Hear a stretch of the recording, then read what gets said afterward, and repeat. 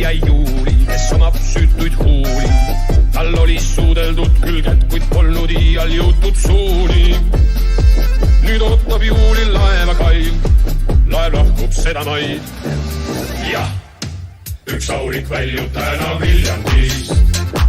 Ta sõidab Tüüri kaudu Hollandi. Kõik rõõmsad on ja teema kodu saadab Viljandan. Jah, ja teema kodu saadab Viljandan.